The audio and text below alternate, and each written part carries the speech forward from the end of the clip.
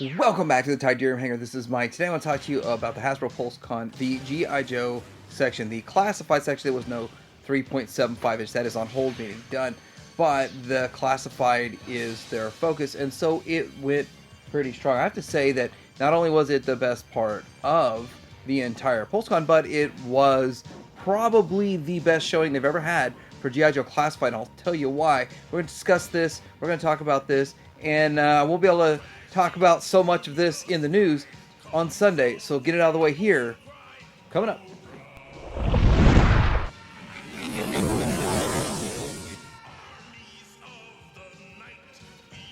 First off, I want to say that Thu Adams and Dan Larson did a good job of hosting, and I also want to say that the G.I. Joe Classified segment was decent because Lenny is pretty good at what he does and pretty much stuck to it. It seemed like it was not a lot of waste of time.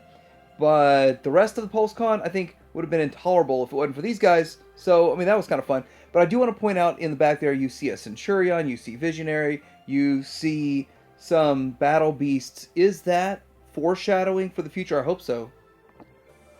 Okay, so getting into the stuff here, this is a picture of the Crimson Strike team. We've known about this for some time, so there's really not much to talk about. They do have some gold weapons accessories. They are repaint figures. They, instead of 20 each, and them being 60, or 25 each and them being 75, they are 90. So that was a little bit of a surprise to me, and I did re-up my premium, Pulse Premium, and so I guess I got my use out of it, whatever. But after a lot of consideration, we'll be talking about that Pulse Premium also, so to get free shipping on this. But with free shipping and all that, this still costs clearly nearly $100 for this set of 3, and I'm going to be really sad if it's one of those ones that goes on clearance down the road in the warehouse deal. Now, this extra packaging is, I'm sure, why it costs so much more to have this type of packaging. It's cool, interesting packaging that they have in here. Still sticking with plastic free, but hey, at least you get to see the figures sort of, somewhat, and that's okay.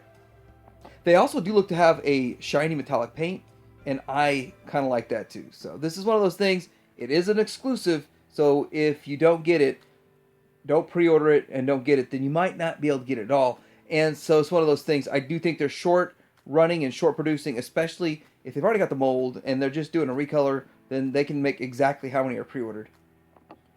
Alright, so next up we're going to get to a standard figure, which is Dreadnought Ripper. Now, you can get this at BBTS, Entertainment Earth, all those other places. Probably will show up at Targets and Walmarts and those kinds of things. Hopefully. But I did pre-order 2 of these at the full price because I do now believe they're going to short produce figures just because of business reasons, business purposes. I'll have a video about that coming pretty soon too, but I think this guy looks fantastic, and I'm really excited about the Dreadnoughts and them doing them, and them looking very classic. So I have full faith they're going to do them all. Here he is with his packaging. Still not going to be in the window box, but this packaging is a lot more tolerable than what we were getting in the past. So I really do like this. I am interested in getting all these figures and excited. And by the way, this one is sold out on Pulse, but you can still get it at BBTS and all those places. And I don't know why people freak out because for whatever reason, Pulse has the lowest number of pre-orders. But now we're going to get into Hawk and General Hawk here.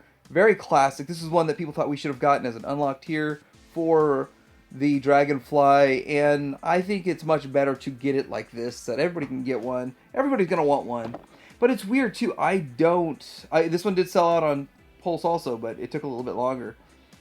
But you can still get it everywhere else, and he looks great. Exactly like what I'd like. It's just like a kind of a classic look, and a little bit of a modern take on it. Nice little gray stripe going on there in his hair to make him look like he's a little bit more mature, but exactly what I would expect. And they've been doing that these days, and it really works. Got 2 different goggles on there, so the helmet, everything seems to be just right with this guy. Hawk working pretty well. Then we get into what's her name? Helix.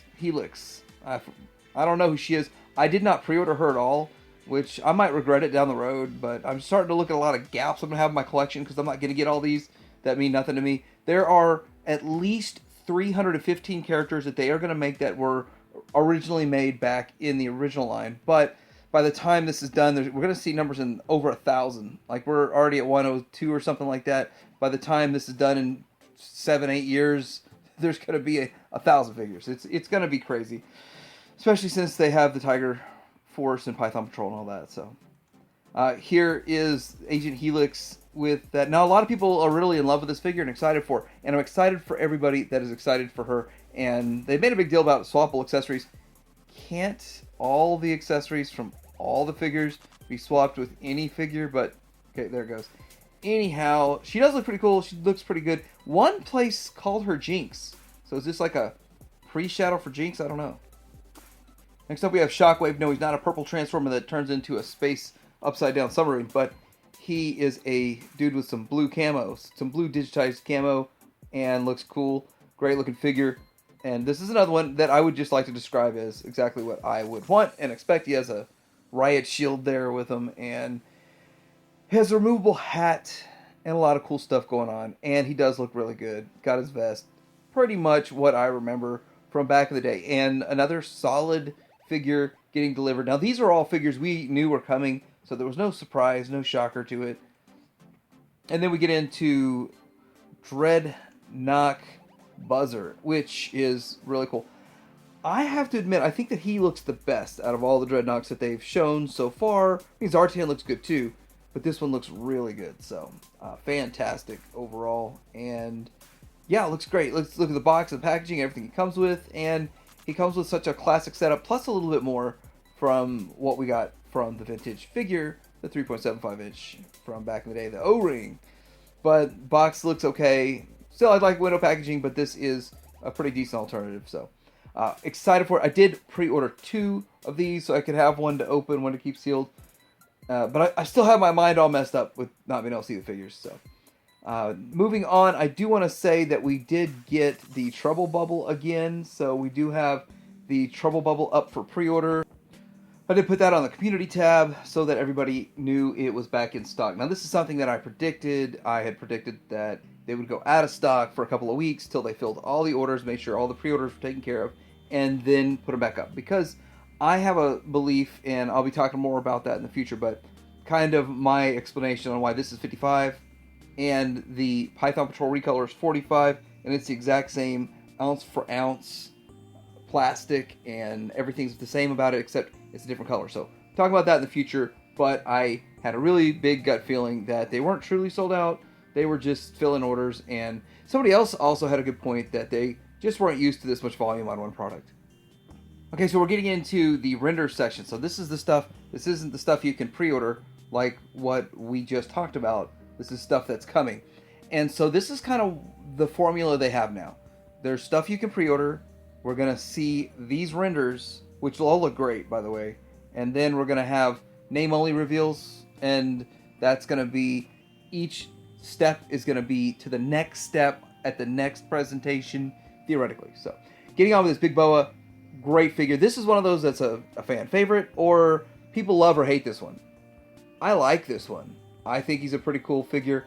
I'm a little concerned about the rest of the accessories. I'm sure we'll get the punching bag and all that, but we don't see it here, so we don't see all these original Real American Hero accessories that we saw with it. But I had this figure as a kid. I loved the figure. It was a lot of fun, and it was supposed to be Rocky Balboa, I believe. And then it's interesting that we finally can see what his face looks like, so that's pretty cool. We had an Airborne. Airborne is another one that's really cool.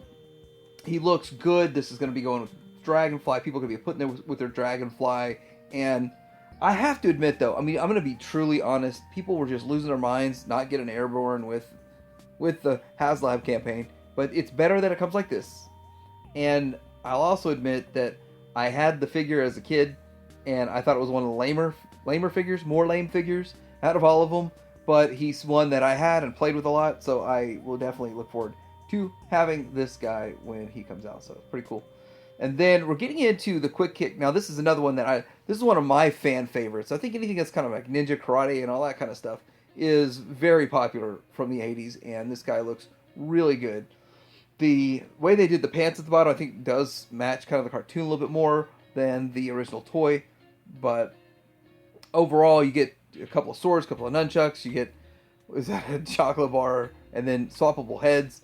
backpack, and what looks to be a ninja star he's throwing and stuff. So cool, really cool looking figure. One of my favorite characters. So I will have to also trade up. I'll trade up because I've got it filled with a Feng Shi, whatever that figure was, is what's filling this slot, and that one's not working as well as this one will. Okay, next up we do get into the Techno Viper, and this is where I get into some trouble because I keep confusing Techno and Televiper, and people like to correct me on that, so I'm definitely reading off the list here. It is a Techno Viper, but they're both purple and they both look cool, and this one is definitely going to be a true builder for people. And it did come a little bit later in the line. I don't know, was it 87 or something, 86, 87 or something, but he was a little later in the line, so it's probably not as popular as some of the other ones, but he looks really good, and the accessories are right on. And we didn't get the purple tactician. A big part of that is we knew this one and Televiper was coming. So next up we have the Deluxe Metalhead, and which gets confusing when we get into name only reveals, so I really won't even bother with a picture for that one. But this guy looks pretty cool. Looks exactly what you'd expect for a Metalhead figure, and it definitely works really well. Ton of accessories, and this is something that I wasn't really sure. I don't remember if they said this was going to be one of the deluxe, but probably looking at what he comes with, probably a deluxe figure. $35. If they can come up with any excuse to charge $35, then they definitely will. And so then we get into Mutton Junkyard, and this is another cult classic favorite figure, and he is coming with his animals. This one will be probably at the $42 price point because he has Junkyard with him, but this really captured my imagination as a kid. First off, as the original figure came with a ton of accessories, because you had to have accessories for the dog's leash and all of those things. But this is just loaded to the gills with stuff, and probably to carry that $42 price point. But it'd be nice to see this sitting on the shelf instead of the Snake Eyes and Timber that's been there for 2-3 years, whatever, how long they've had a constant Snake Eyes and Timber at retail. But yeah, definitely Junkyard and Mutt and Junkyard. Awesome figure. Now this is one that we knew was coming. We knew pretty much all this was coming. And she looks fantastic. She really does. Now we did know what she was going to look like body-wise and structure-wise from Glinda, but the head sculpt looks pretty good too. So this is a render, so it's not actually what it will look like. So there's going to be a difference between this. There's going to be a difference between this and the actual one that comes out. So she looks fantastic with all the different guns, and her hair piece is swappable, backpack, arrow tips, and stand. And I know they were talking about a lot of these being retro, but I really didn't kind of separate those out. So this is what she looks like. I'm actually starting to look at this stand down there, and that is something that comes with the retro figures that come with the retro card backs. I believe that these are going to be on retro card backs. I may have missed that point when they were talking about them, but I was kind of in and out of this live stream. I wasn't watching the whole live stream the whole time. I just pick and choose bits and pieces, and then went back and looked at the pictures. But Rakondo looks great. We already knew what he's going to look like because we got the Tiger Force option. Now we're going to get the standard one, which is what most people want. Most people do want the standard version versus the Tiger Force, but I actually like both for different reasons. But yeah, there he is, looking really good with all of his accessories, his hat and his gun and his stand, and hopefully his retro card bag. Then here we go with the Retro Duke. So there he is, retro, and the retro stand, and all of his accessories, his helmet. This is what we should have gotten in the first place. Now we know why we got the Fortnite looking one in the first place, but we get this one now. And I'm curious how well it looks, which one I still like better, this one or Super 7. I think Super 7 Duke looks great, and this one looks fantastic also, so it's going to be a tough one. This one will be actually quite a challenge to see which one I like better. Wait till I get it in hand, in person, and make that decision, but card back, all that will be cool. Now this is where we get into something new. This is the Deluxe Action Soldier. So deluxe meaning $35 price point, and it's based on the 60th anniversary of G.I. Joe. So this is sort of kind of like back in the day when they had these figures, the 12-inch ones, and they didn't have names, specific names. They were just generic for different branches of the military. So with that, you've got this one, and then you've got they call it the Deluxe Recon Diver, which is based on, looks to me to be based on the torpedo / eel, and just more ways to get more of that if you want it, and that looks pretty good. So pretty cool. That is cool if you're into it. I won't be troop building these at $35 a piece. If I'm troop building something at that price point at Super 7. That's just the way I feel about it. Now let's get into these name only reveals. First one I have on the name only reveal is Metalhead, but we already saw that, so no need to bother. We've got Night Creepers. So this is what we got with the 5-inch cheap ones. These were $10 ones. They are smaller than G.I. Joe Classified, but we're supposed to get in a true G.I. Joe Classified version. And it'll be interesting to see how well that compares to this. And I'm sure it will blow this out of the water. But could you troop build 5 or 6 of these behind one and look like you got a little group of them? Would that be a thing that you could pull off? I hope it is, because I bought like 5 of these. So then we have next, this is the Cobra Ferret, and we don't know exactly how it's going to work out, but what's the ferret going to come with? Maybe I missed that point, but they did say that it's something that's going to get made. And you just kind of go back to my list, and I should try to find that video and link it down below, of what small vehicles they could make, because we have so many more of these. Like we have the Claw, and we have the Fang, and so there's small vehicles that could be made just like they did with the Trouble Bubble, and I look forward to pretty much all of that because it makes a lot of sense and it does really enhance the toy line. Also, next we have another Dreadnought, which is Gnawhide, and I also have to admit, I derive a lot of joy from putting together a complete one for my vintage collection, and I will enjoy a classified one that much more.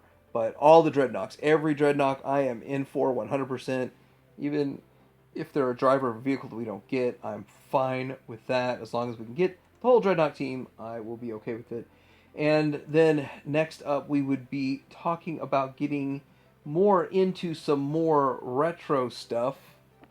A retro Beachhead, and that's just another reason to get Beachhead put out. I felt like Beachhead was one of the better figures early on. Like, they sort of started going in the right direction with this guy, and he looked great.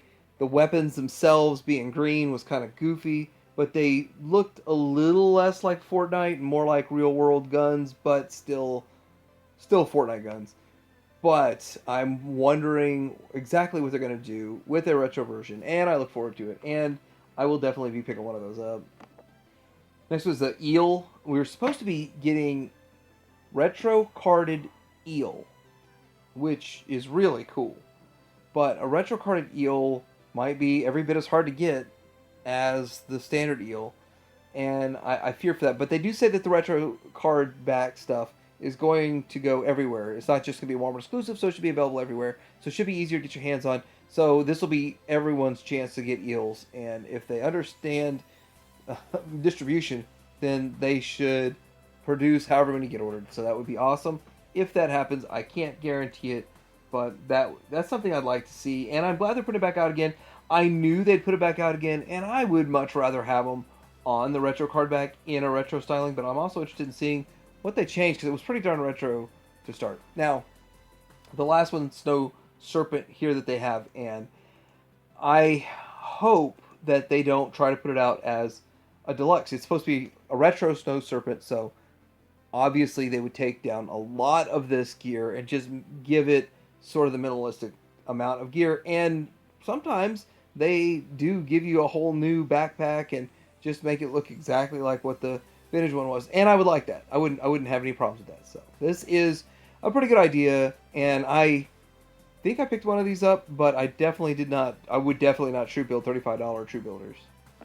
Sadly, the Marvel team did not really give us the Crystar to order, but they said it's going to be part of some sort of a Build-A-Figure wave, and available to order October 3rd is what I'm hearing. So October 3rd will be ready to order several, because I want some Crystar and I want to support it. I wonder what Build-A-Figure piece he's going to come with, but this G.I. Joe was the best part of this Pulsecon, and I'm curious what you guys think. Was there something in there you would expect to see that you didn't see? Do you feel like this is the best showing they've ever had? Because I really do feel like this is absolutely the best showing they ever had. Feel like we have sort of a clear vision of the future, and it doesn't look like too much nonsense junk coming. It's pretty straightforward what I would want out of this toy line. I would have liked to have heard about Mindbender being a standard release for those that missed out, and maybe a Serpentor as a standard release in a standard box for the $25 price point, because I would pick them up again also, because I think that those are good figures. But anyway, let me know what you think in the comments below. Like and subscribe if you're here out.